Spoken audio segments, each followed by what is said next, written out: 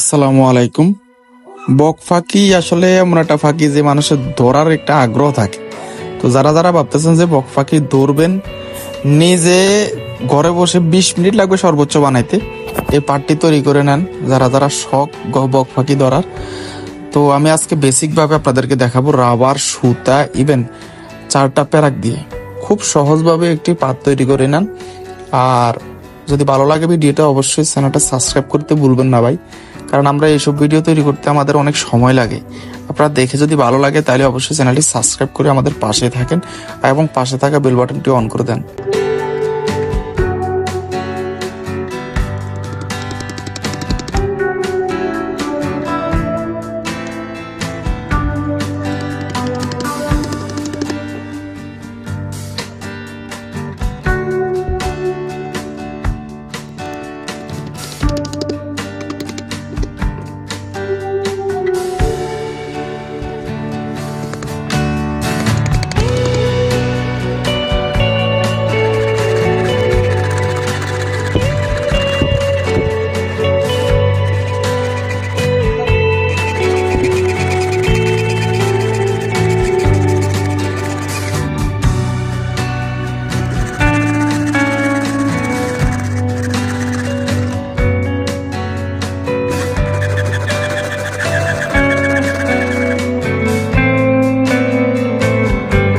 আপনারা চেষ্টা করবেন কোনো শিখের জায়গায় একটি বাঁশ দেওয়ার জন্য, বাঁশের কানা আর কি, কারণ এটা দেখলে বক ফাঁকি ভয় পায় না।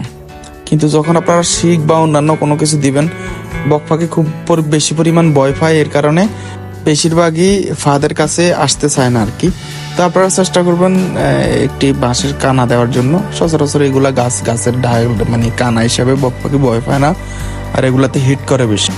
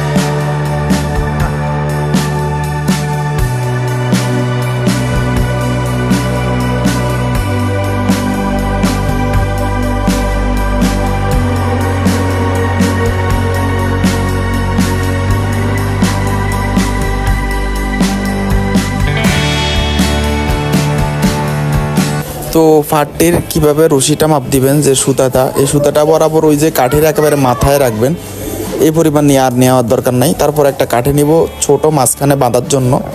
তো দেখেন আপনারা পুরো ভিডিওটা।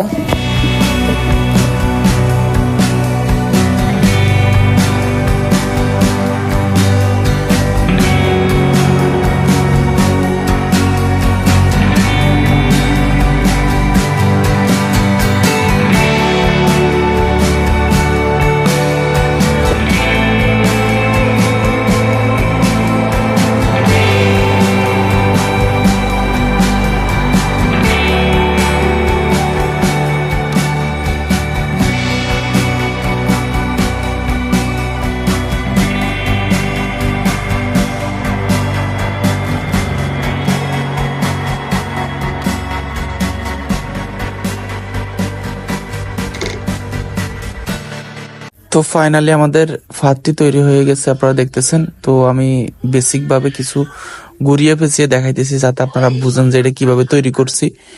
পুরো ভিডিওটা দেখেন, এই আর একটু আছে, লাস্টে একটু দেখেন, দেখে আপনারা একটি তৈরি করে নেন। ফাঁদ অনেক সুন্দর। আর শখের বসে যারা যারা ধরতে চাইতেছেন বকফাকি, তো এই ফাঁদটি 100% কার্যকরী ফাঁদ, তৈরি করে নেন খুব সহজেই। তো আমি বেসিক ভাবে দেখাইতেছি আপনাদেরকে, আপনারা দেখেন যে এটা কিভাবে কাজ করে।